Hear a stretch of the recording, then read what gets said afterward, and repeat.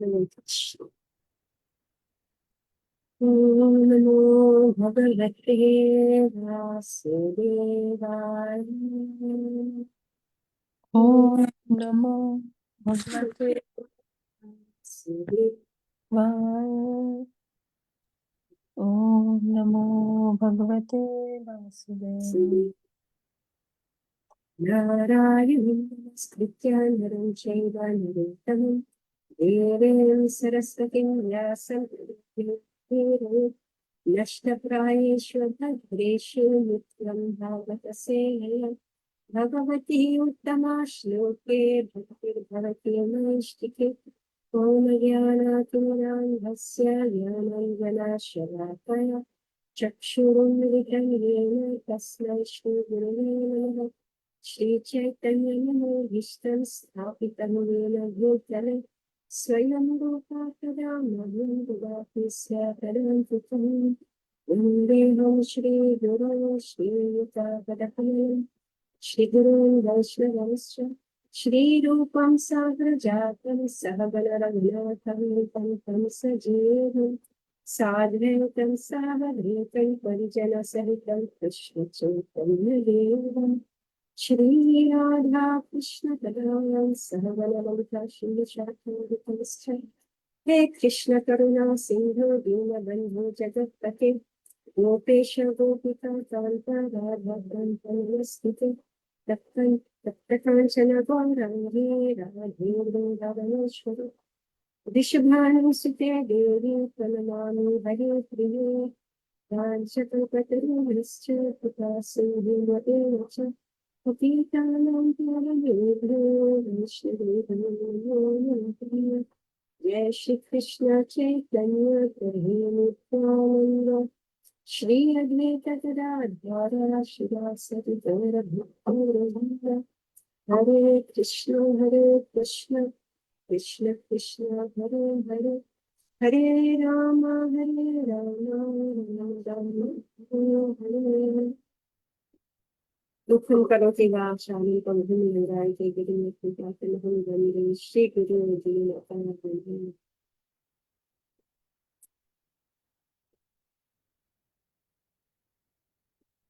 So we are reading Srimad Bhagavatam, Canto 1, Chapter 4. We are on. Okay, let's read 9, 10, 11 past verse. Okay. So it is said that Maharaj Parikshit is a great first-class devotee of the Lord and that his birth and activities are all wonderful. Please tell us about him. He was a great emperor and possessed all the opulences of his acquired kingdom. He was so exalted that he was increasing the prestige of the Pandu dynasty. Why did he give up everything to sit down on the bank of the Ganges and fast until death? Just give me 1 minute. Just to do something.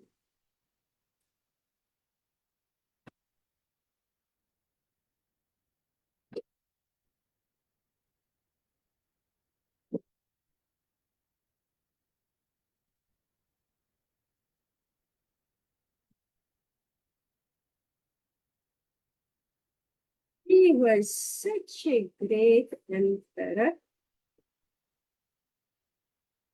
Okay, let's read the text. Namanti yatpadaniketamātmanah Shivaya Hānīya Dhanāni Shuddhavaha Katham Savira Shriyamangabhishtyajan Yuveshatotsharatum Ahosahasuhi. He was such a great emperor that all his enemies would come and bow down at his feet and surrender all their wealth for their own benefit. He was full of youth and strength, and he possessed unsuperable kingly opulences. Why did he want to give up everything, including his life?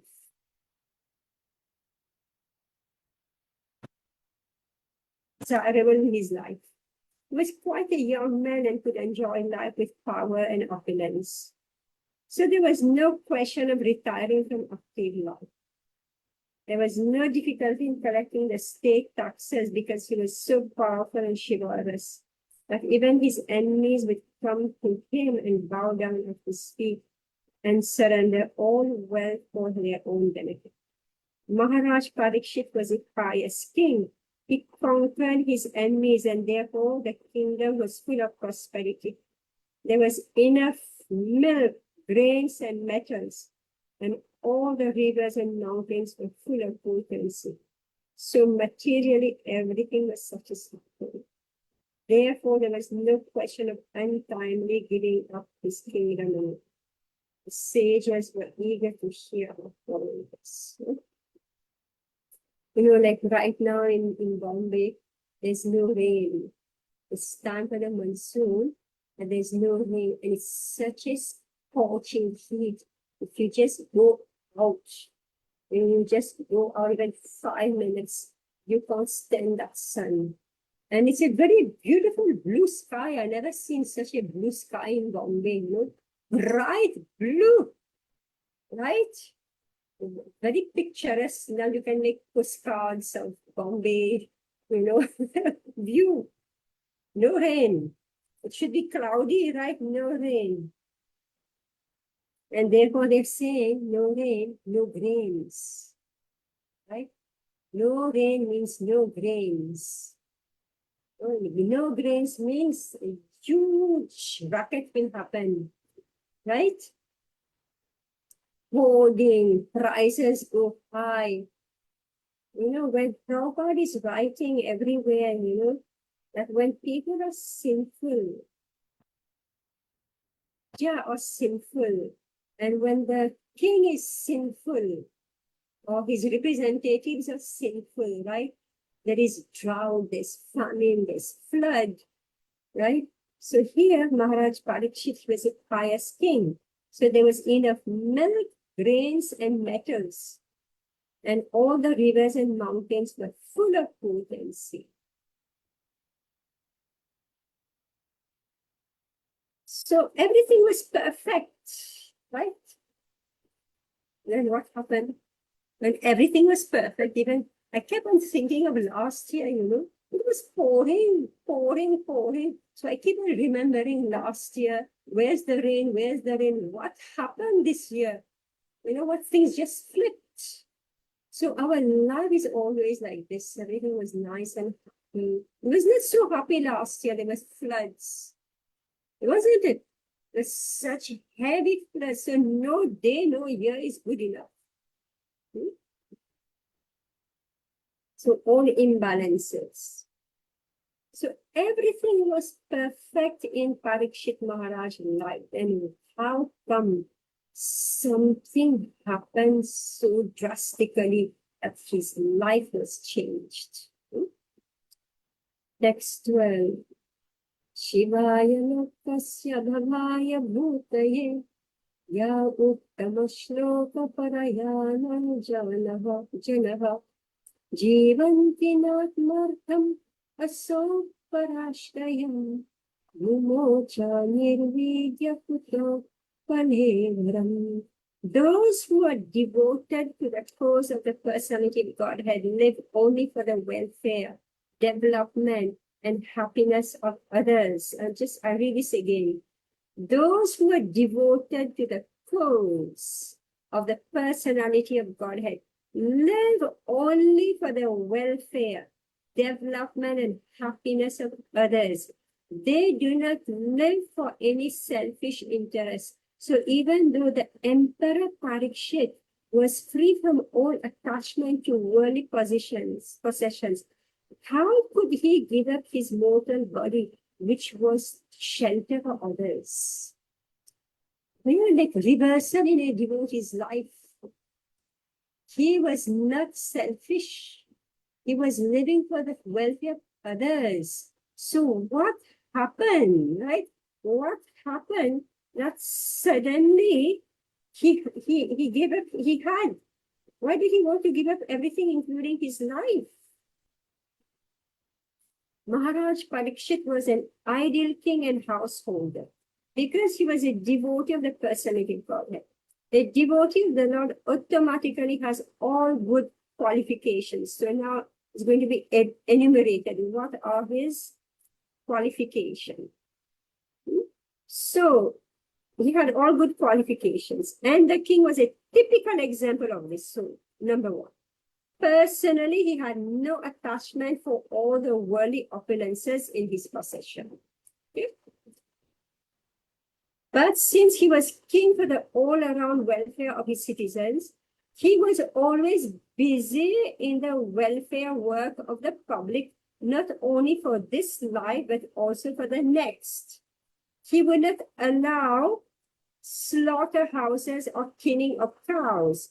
He was not a foolish and partial administrator who would arrange for the protection of one living being and allow another to be killed. Because he was a devotee of the Lord, he knew perfectly well how to conduct his administration for everyone's happiness. Man, animal, plants, and all living creatures. He was not selfishly interested. Selfishness is either self-centered or self-extended. He was neither. His interest was to please the supreme truth, personality of Godhead. The king is the representative of the Supreme Lord, and therefore the king's interest must be identical with that of the Supreme Lord.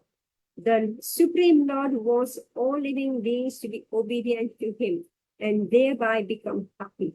Therefore, the king's interest is to guide all subjects back to the kingdom of God. Hence, the activities of the citizens should be so coordinated that they can at the end go back home, back to Godhead. Under the administration of a representative king, the kingdom is full of opulence. At that time, human beings need not eat animals. There are ample food grains, milk, fruit, and vegetables, so that the human beings as well as the animals can eat sumptuously and to their heart's content. If all living beings are satisfied with food and shelter and obey the prescribed rules, there cannot be any disturbance between one living being and another. Emperor Parikshit was a worthy king, and therefore all were happy during his reign. So here we are back to, same thing, that human beings, like I was thinking, I just look out of my window and I see, these tall trees, the coconut trees, slim, right? It is getting scorched under the heavy sun. It's just limp. And then I started to realize that the grass are drying up, right? Everywhere the grass are drying up, meaning animals also, they're going to suffer just like, the human beings are scheduled to suffer, right? And so then I realized, because I was thinking of animals will suffer, human beings are suffering, animals will, then I realized the trees are also suffering, right? So then Prabhupada is bringing up this point. When everybody has sufficient, the people among themselves, they don't fight. If all beings are satisfied with food and shelter and obey the prescribed rules, there cannot be any disturbance between one living being and another. And on top of it, I'm thinking that if there's no grains, people will attack the animals. They will eat the animals, right? That's what they will do. If they were eating only once a week, they will start eating every day, right? So hell is ahead. So this is the karma of this age. This Kali Yuga. This is the karma of this age. Not very good. Okay, Anupama Madhuri, you want to read? Hare Krishna. Thank you, Mataji. तत्सर्वं न समश्चक्ष्वा पृष्टो यद् इह किञ्चन मन्ये त्वां विषये वाचां स्नातम् अन्यत्र छन्दसात्. Translation and purport by Srila Prabhupada. All glories to Srila Prabhupada. We know that you are expert in the meaning of all subjects, except some portions of the Vedas, and thus you can clearly explain the answers to all the questions we have just put to you. Purport. The difference between the Vedas and the Puranas is like that between the Brahmanas and the Parivrajaka's. The Brahmanas are meant to administer some fruit of sacrifice mentioned in the Vedas, but the Parivrajakacharyas or learned preachers are meant to disseminate transcendental knowledge to one and all. As such, the Parivrajakacharyas are not always expert in pronouncing the Vedic mantras, which are practiced systematically by accent and meter by the Brahmanas, who are meant for administering Vedic rites. Yet it should not be considered that the Brahmanas are more important than their itinerant preachers. They are one and different simultaneously because they are meant for the same end in different ways. There is no difference also between the Vedic mantras and what is explained in the Puranas and Itihasa. According to Srila Jiva Goswami, it is mentioned in the Madhyandina Shruti that all the Vedas, namely the Sam, Atharva, Rig, Yajur, Puranas, Itihas, Upanishads, etc., are emanations from the breathing of the Supreme Being. The only difference is that the Vedic mantras are mostly begun with Pranav Omkara, and it requires some training to practice the metric pronunciation of the Vedic mantras. But that does not mean that Srimad Bhagavatam is of less importance than the Vedic mantras. On the contrary, it's the ripened fruit of all the Vedas as stated before. Besides that, the most perfectly liberated soul, Srila Sukdev Goswami, is absorbed in the studies of the Bhagavatam, although he is already self-realized. Srila Sutta Goswami is following his footsteps, and therefore his position is not the least less important, because he was not expert in chanting Vedic mantras with metric pronunciation, which depends more on practice than actual realization. Realization is more important than parrot-like chanting. Hare Krishna.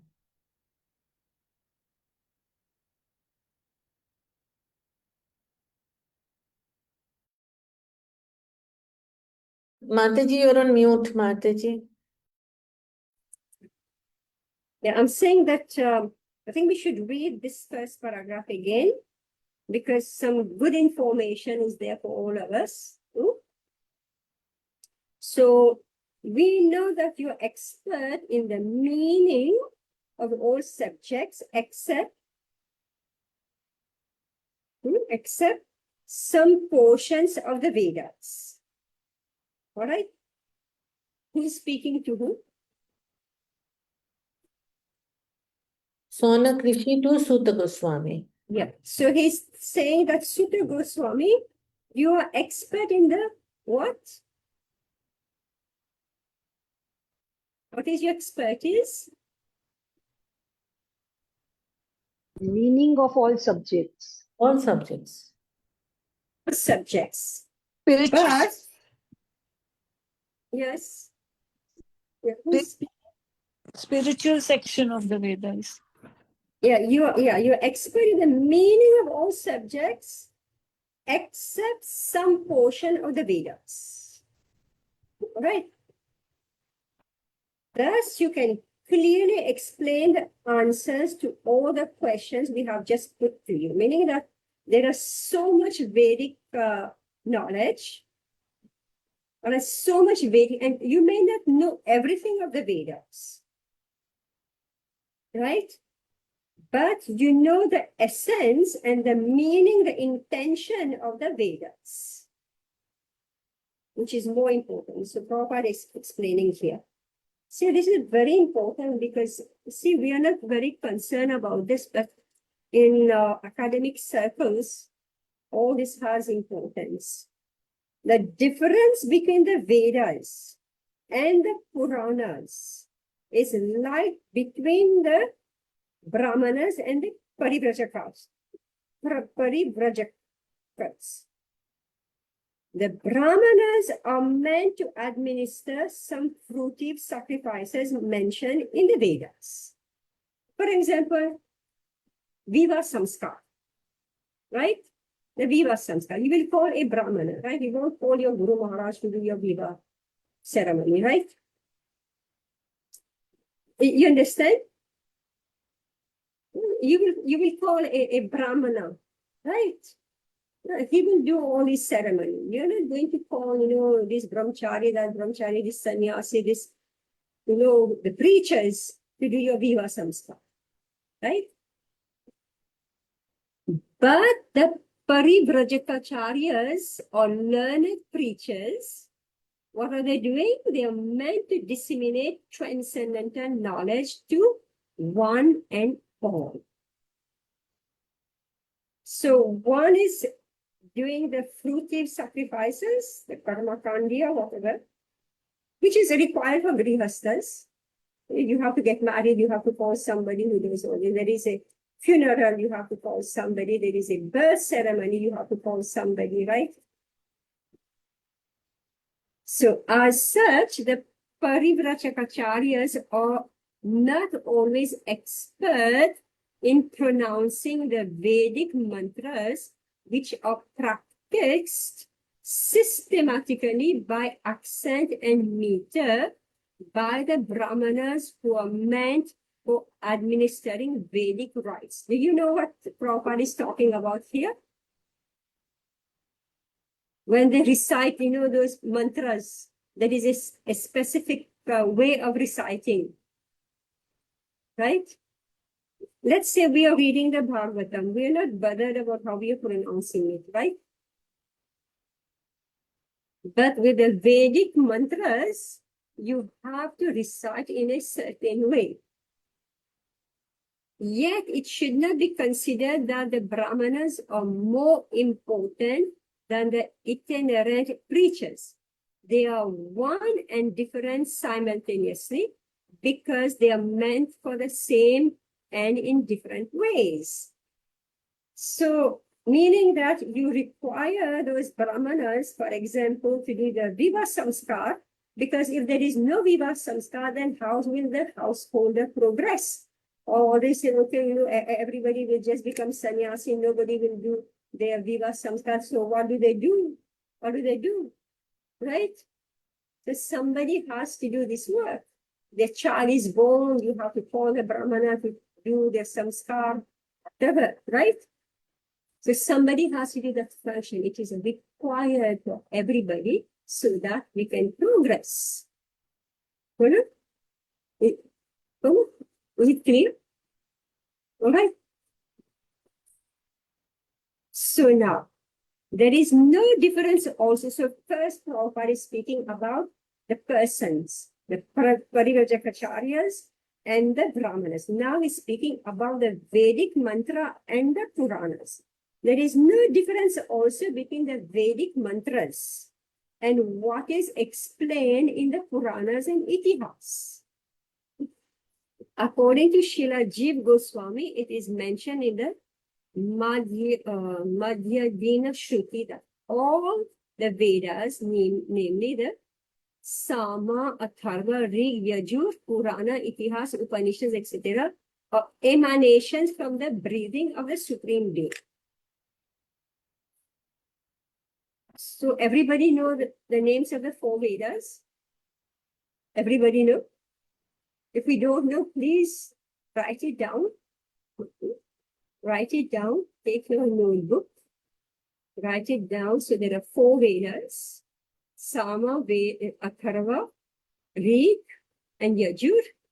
Then there are Puranas, Itihas, Upanishads. So everything has emanated from the breath of the Supreme Being. Now, the only difference is that the Vedic mantras are mostly begun with pranava omkar. Right? Whenever you are doing this ceremony, Vedic ceremony, there has to be om, this, right? That's how it starts. The pranava. So the only difference is that the Vedic mantras are mostly begun with Pranava Omakar, and it requires some training to practice metric pronunciation of the Vedic mantras. Actually, it's so beautiful to hear them, right? Anupama Mishra, right? Right? We're still in touch with those kids. The Gurukul. Yes, Madam.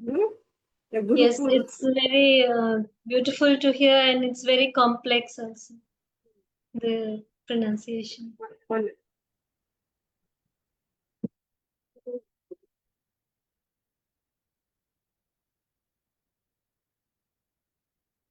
Yeah, so it is beautiful, complex, and they have a system how to memorize it, right? They have a precise system. It's amazing. I saw how they do it. Anyway, unless you have a brain, you can't memorize, right? You have to be born Brahmana. Born Brahmana, I mean that your brain is born Brahmana.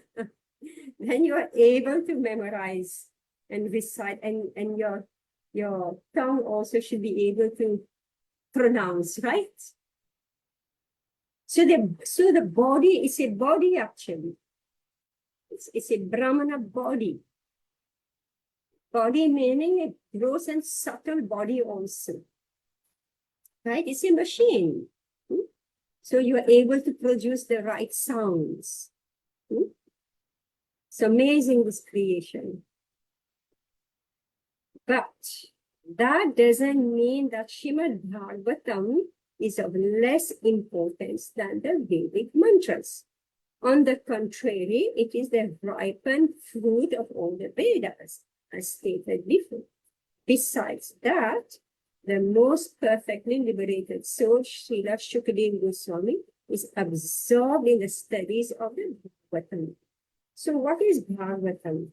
So Bhagavatam is, what do you understand? Who is reading now? Anupama Amali. What do you understand by ripened fruit of the Vedas? That means it's the cream. It's ripened fruit means Vedas are spread over all these four Vedas, but the ripened fruit means it has all the juice, the rasa, the mellow, the essence. See, a tree is valuable, right? A tree is valuable.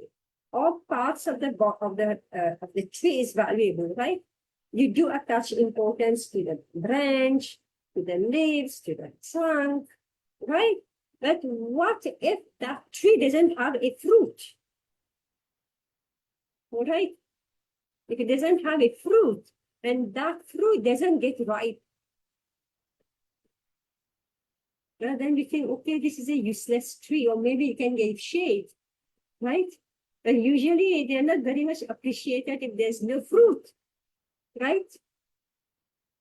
So the Vedas has to be distilled, right? Has to be distilled until you get the essence of the Vedas. And the wonderful thing is that this Bhagavatam can be read and pronounced by the layman. All right? The general public, they can pronounce, they can read, they can pronounce. Like I had just described that this Brahmana body is a specific, it's a manufactured body, right? That it can produce, the sound, it has a memory, etc., etc. We had a program in our auditorium. It is, we had prayers of Dhruva Maharaj. So we had kids from 4 years old, all right? From 4 years old to, like maybe beginning teenage. They recited, they memorized. I'm not joking, they memorized the prayers of Dhruva Maharaj, which are long, like we just read, this text 11, 12, and all these long verses. These kids, there were maybe 20 of them. They memorize meaning they don't. I told the teacher anyway, they can carry a paper or something. Zero paper. Memorize zero paper. They stood on stage. How many of us are ready to stand on stage? Okay. But as a chorus, the teacher was so intelligent. As a chorus, she made those 20 kids, starting from baby, right, recite these prayers of Dhruva Maharaj. Later, I found out that these children are from the slums.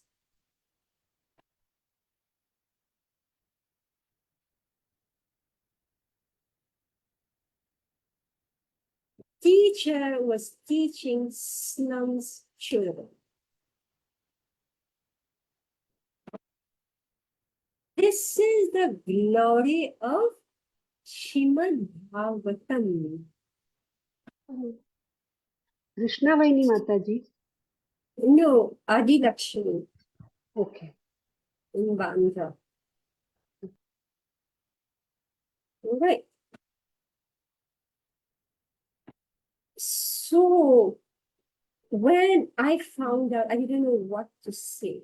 And then when I announced, we just had a meeting with all our teachers, volunteers. When I said it, the teacher's face collapsed. Slum children reciting prayers of Dhruva Maharaj. I thought. All right. So you understand the glory of Srimad Bhagavatam?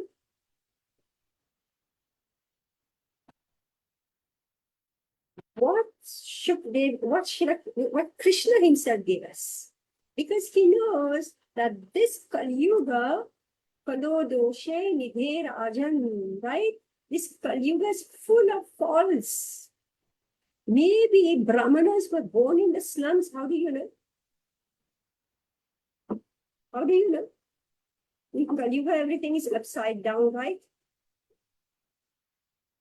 So who are these kids? You know, that you can teach them Bhagavatam, and who taught them? Who taught them is a 15, 16-year-old child.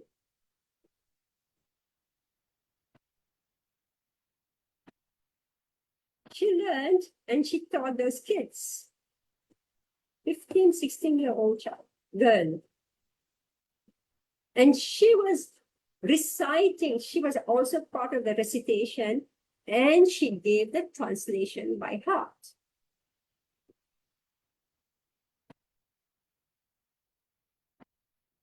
So this is the glory of Srimad Bhagavatam. So I'm just showing the contrast right there. Here we need all these Brahmana boys, with the proper accent, meter, etc. And here all those slum kids, right, from age of 4, 5. And this one child, she was 4 years old. She was given the mic, and in her, broken language, she's reciting the English translation. Anyway, the audience went mad. Literally, the audience went mad.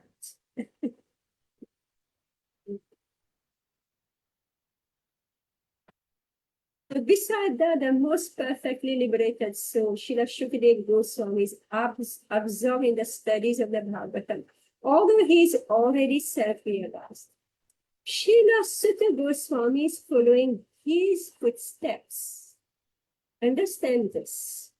Srila Sutta Goswami is following his footsteps, and therefore his position is not the least less important, because he was not expert in chanting Vedic mantras with metric pronunciation, which depends more on practice than actual realization.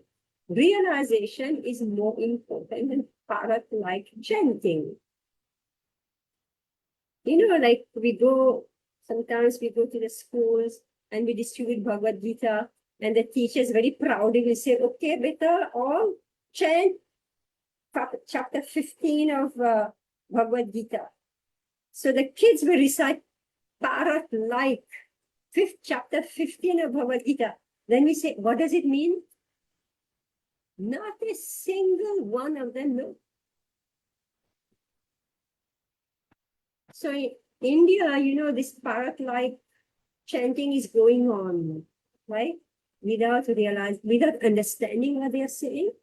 No realization, right? So therefore, I keep shouting it, we must teach children, we must teach children, right? And here, it's been given here, doing that.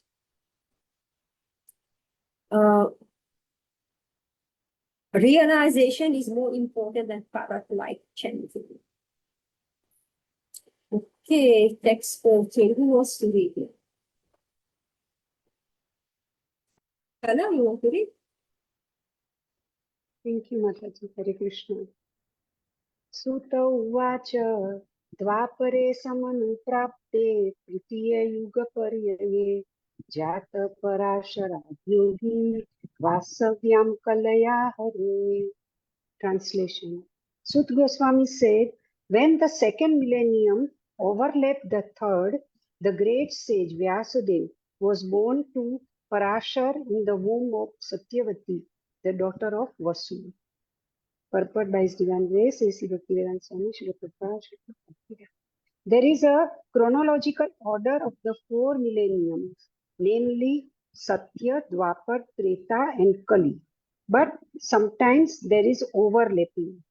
During the regime of Vaivasvat Manu, there was an overlapping of the 28th round of the four millenniums, and the third millennium appeared prior to the second.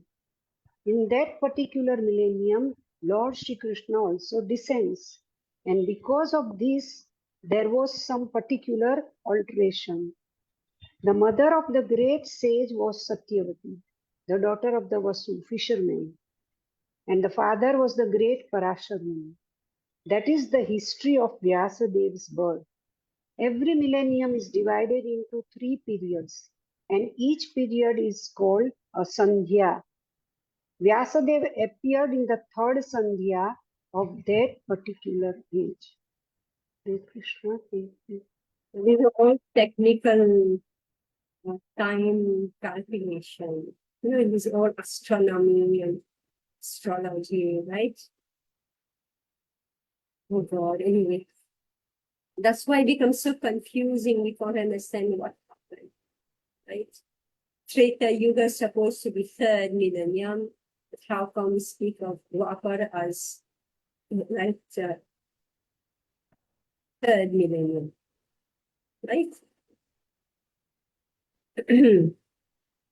Text 15. See, all the experts of, in this, they discuss all this, right? I'm sure there is big commentary on all this. I can't remember. I heard it, but I can't remember. It's 15. Okay, Bhanuji, you want to read? Mataji, ask a question, please, Mataji. Yeah. Mataji, Satyavati was not a normal person, right? She was somewhere celestial or something. Is there a background of Satyavati? I forgotten Mahabharata or study Mahabharata, right? Okay. Satyavati was a Matsya Gandha. Matsya Yeah. She was the daughter of the, but she has something else behind it, right? But she was actually not the daughter of that fisherman. No. She was found. She was found. I forgot. I forgot her. No, the one king, I forgot his name. He has twins, one daughter and one boy. But from that daughter, smell of fish was coming. So he left her to this fisherman and brought back the boy child. That much I remember.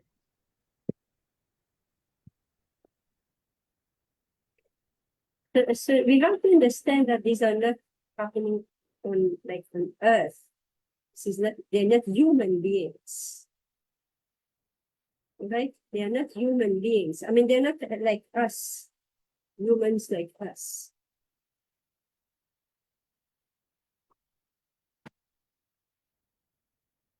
That's right. The daughter of the Vasu, fisherman, and the father was great Parasara Muni. So Parasara Muni, like, he will not approach a woman who is a fisherman's daughter, obviously, right?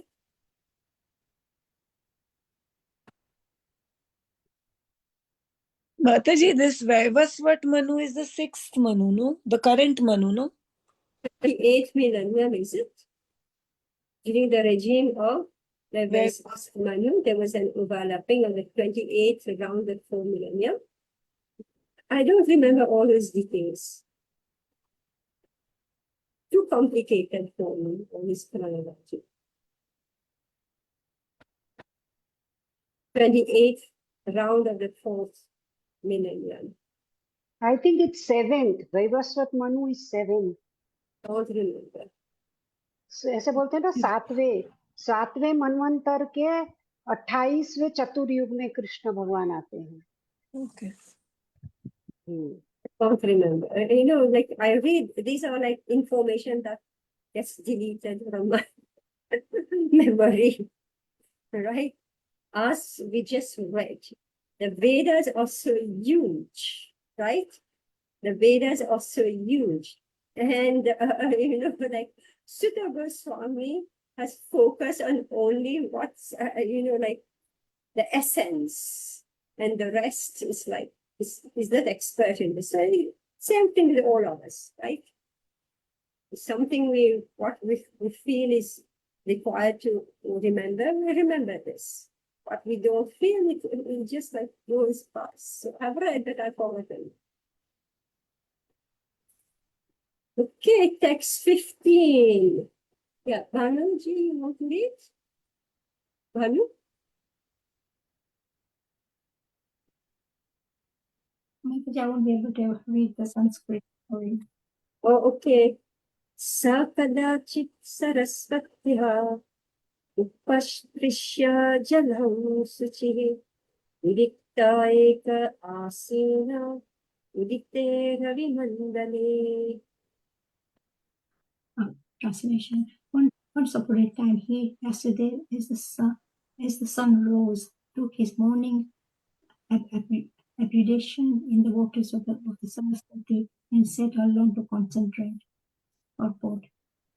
The river Saraswati is flowing in the Badri Kashyap ashram area of the Himalayas. So the place indicated here is Samya Pashya in Badri ashram, where Sri Yasudeva is residing.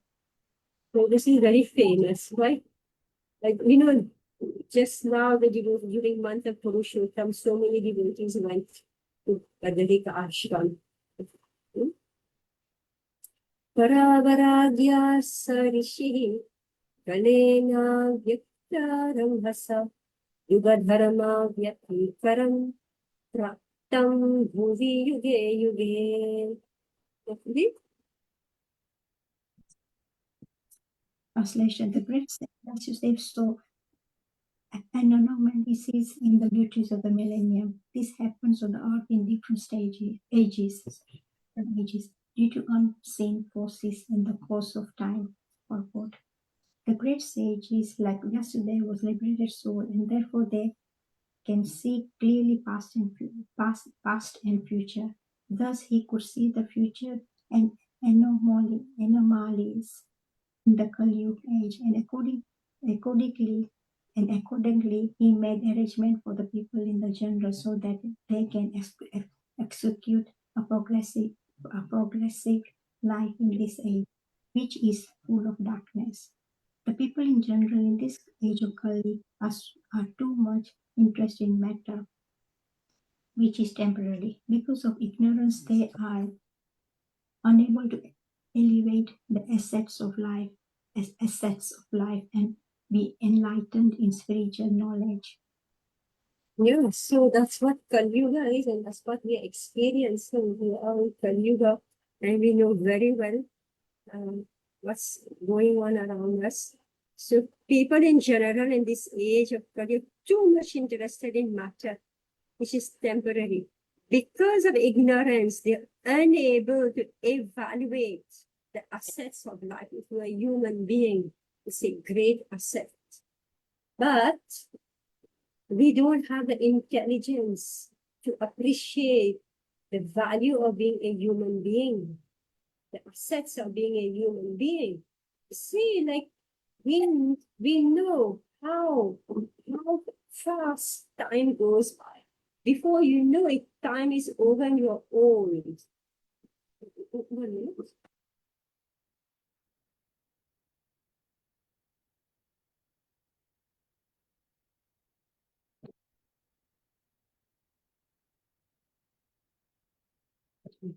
What time?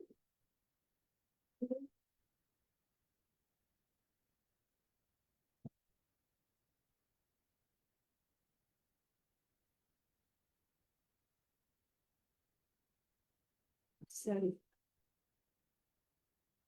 Yeah, so they are not, they don't appreciate that I'm a human being and that life goes very fast. And in this Kali Yuga, our bodies actually rot. The bodies rot because we eat rotten food, right? So there's no health.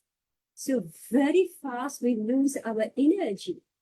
We lose the power of all our sense organs. And our intelligence also, you don't know what happens. You really don't know what may happen to your mind also. The least expected things happen to your mind because it is the mind also, it is material. So because of ignorance, they're unable to evaluate the assets of life and be enlightened in spiritual knowledge. And be enlightened in spiritual knowledge. Text 17, 18.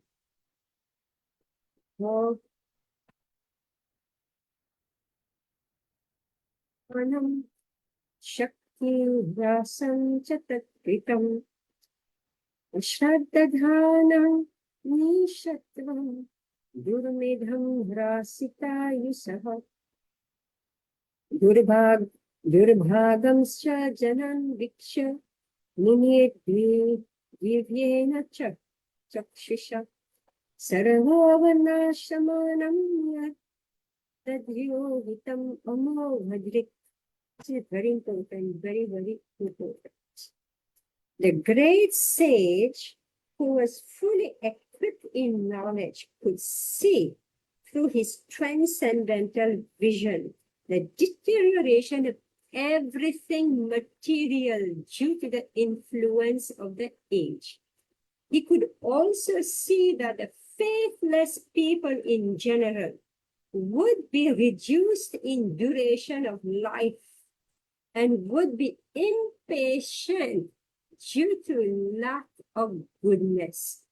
Thus he contemplated for the welfare of man in all statuses and orders of life. Let's read that now and vote. The unmanifested forces of time are so powerful that they reduce all matter to oblivion in due course. You know, just like we're suffering so much, you know, this heat. So one devotee, she said, you know, it should rain now. I said, oh, it should rain now. I said, who are we to say, right? It should rain now, right? So here Prabhupada is writing, the unmanifested forces of time are so powerful that they reduce all matter to oblivion in due course. In Kali Yuga, the last millennium of a round of 4 millenniums, the power of all material objects deteriorates by the influence of time. In this age, the duration of the material body of the people in general is much reduced, and so is the memory. Right? I'm evidence of this, right? You ask me a question, I say, yes, I read it somewhere, but I've forgotten, right? The action of matter also has also not so much incentive. The land does not produce food grains in the same proportions as it did in other ages. The cow doesn't give as much milk as it used to give formerly. The production of vegetables and fruits is less than before. As such, all living beings, both men and animals, do not have sumptuous, nourishing food. Due to want of so many necessities of life, naturally the duration of life is reduced. The memory is short. Intelligence is meager. Mutual dealings are full of hypocrisy and so on. This is the image of where we are living right now. So why is it that we are dying so fast? Because the food has no value. The great sage Vyasadeva could see this by his transcendental vision. As an astrologer can see the future fate of a man, or an astronomer can foretell the solar and lunar eclipses, those liberated souls can see through the scriptures, can foretell the future of all mankind. They can see this due to their sharp vision of spiritual attainment. So the great sages, they are studying the Shastra, right? So they are developing a different type of vision, and they are able to predict how people will live, what they will be. So Srila Vyasadeva, who was fully equipped in knowledge, could see to his transcendental vision. So how did he get that transcendental vision? Prabhupada is saying that through scriptures, those liberated souls who can see through the scriptures can foretell the future of all mankind.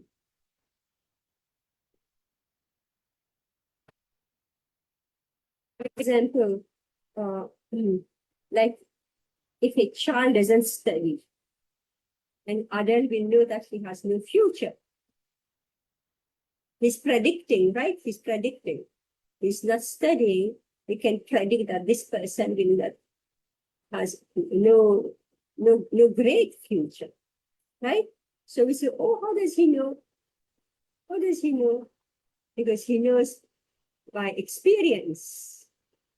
He knows that, if I was unpar, and therefore this is where I am. Now let me educate my child so that he has a better future, right?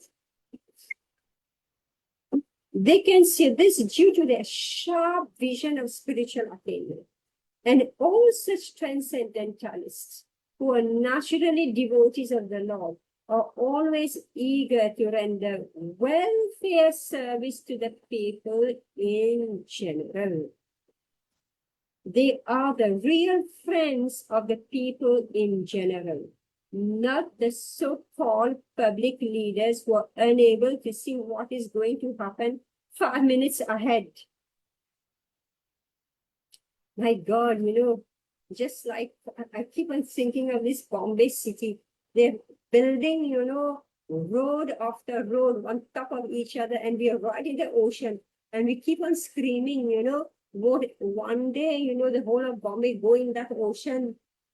But who's making the plan? He's absolutely convinced what he's doing is perfect.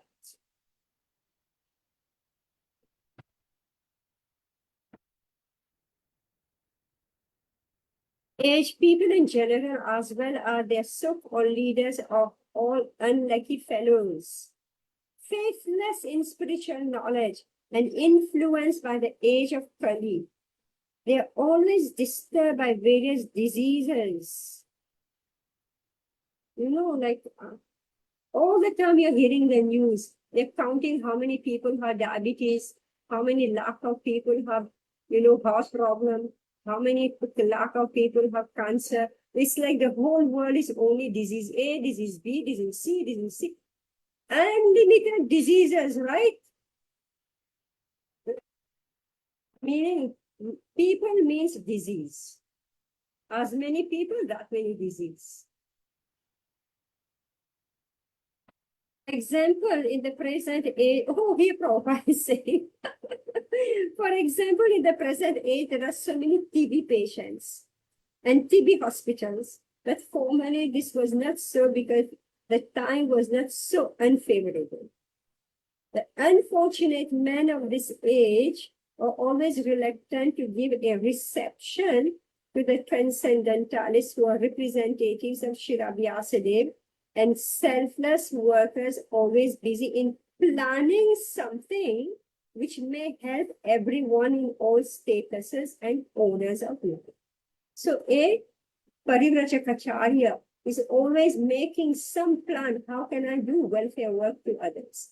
Okay, we do this, this fail. Okay, let's do something else. This doesn't, because time change, right? As we are reading here, right? Material world, things change, keep on changing. And therefore, you have to make another plan, not for self gratification, but how to do good work for the public. The greatest philanthropists are those transcendentalists who represent the mission of Vyasa, Narada, Madhva, Chaitanya, Rupa, Saraswati, etc. They are all one and the same. The personalities may be different, but the aim of the mission is one and the same, namely to deliver the fallen souls back home, back to God. So let's remember this one thing. You can count the number of human beings. True or false?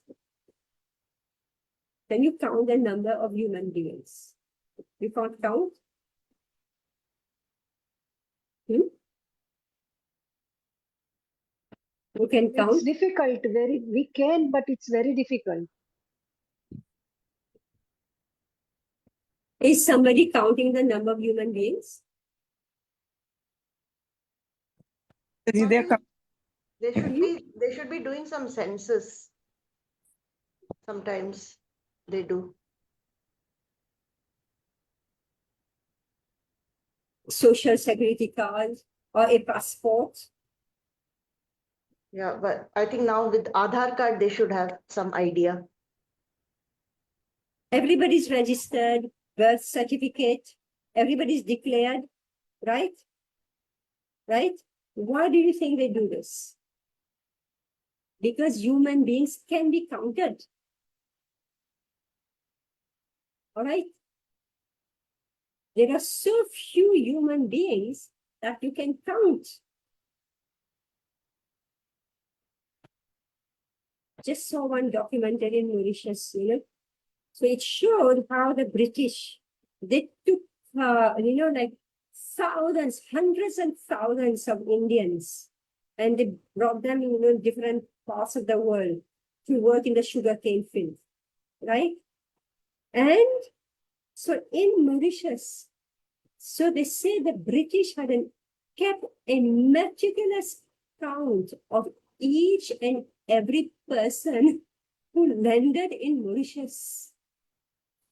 Meaning their names. I learned something from the British people, right? They have some good qualities. They kept a total record of every person. This is the good fortune of the Mauritian people, actually, that they were not treated properly, but at least the identity was kept. All right. Why would any mad person do something like this? Because human beings can be counted, right? What point am I making? What point am I making? Human beings can be counted because they are so rare. Manushya Janma, what? Sudurlabha. The human body is so rare that you can be counted. Right? You are in a queue. Your ration card is given, your passport card is given. Whatever, you can be counted.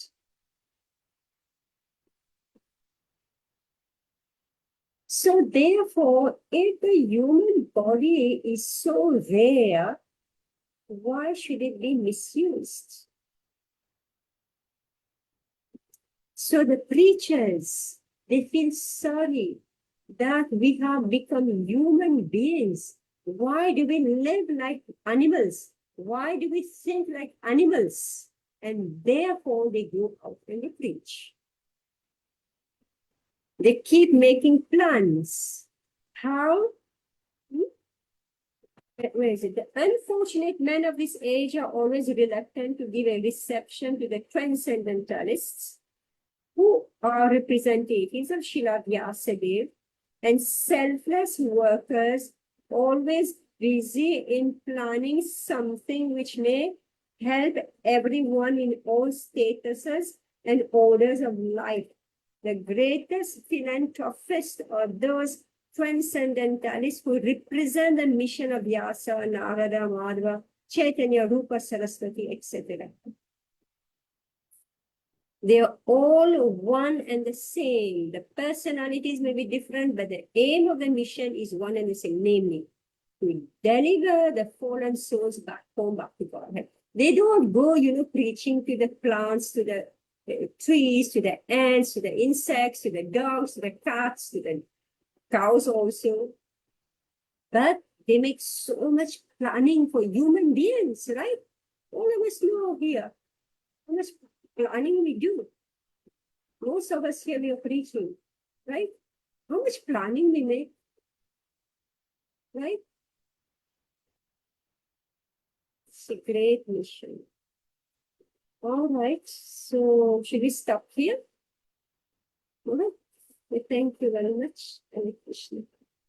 Now, who's S now? Who's S? I'm saying on this. Mataji, Hare Krishna, Saraswati here. Okay, Saraswati, Hare Krishna. Hare Krishna. Hare Hare Hare Krishna. Krishna. Mataji. Hare Render Krishna, pranam. Mataji, thank you. Vancha kalpatarushya Patitanam pavanebhyo Vaishnavibhyo. Ananta koti Hare Krishna. Such a Hare pleasure. Such a pleasure to see all of you. Okay. And lucky I have met all of you except a few from England. I look forward to meeting you one day. Yeah. When are you planning to come? No idea.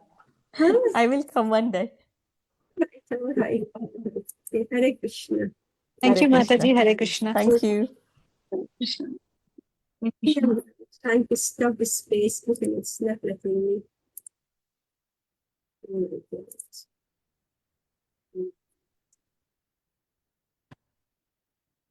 Is it jumping upon?